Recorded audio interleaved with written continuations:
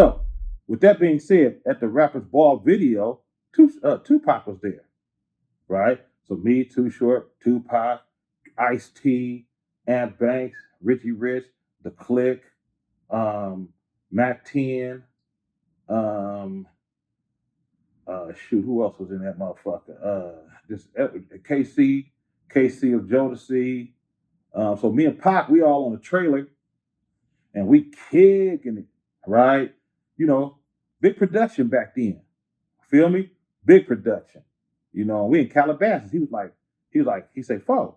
He said, I gotta, I said, how you get here that quick? And I just talked to him. He said, my house right around the corner. That's what he said to me. Yeah, he had just got a house in Calabasas, right? So he pulled up. You know, we get right, you know, like we always do. He started playing. We just chopping it up. I say, yeah. He say, yeah, I got a new name. I'm calling myself Makaveli. And I was Makaveli. At first I didn't know what he meant. I'm like, that's a trip. My father's really. You know what I'm saying?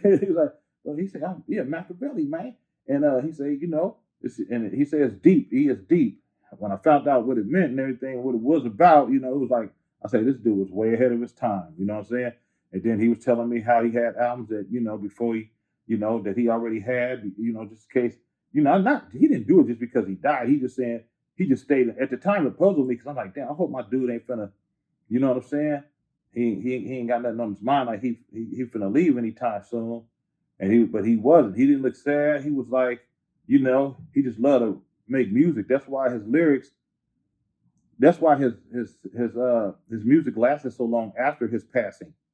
Because all he did was stay in the studio nonstop and make so many records.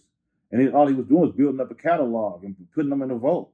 Because that's what, you know, it's therapeutic and healing to us when we go in the studio and make music. It keeps us out of trouble. It let us say what we want to say.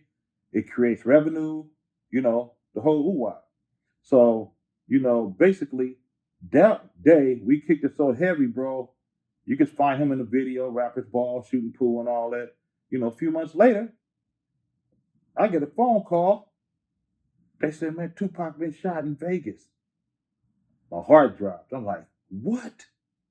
What you mean? What happened? Woo. I didn't know it was that severe that he got shot. Because, you know, he had got shot before and, you know, survived.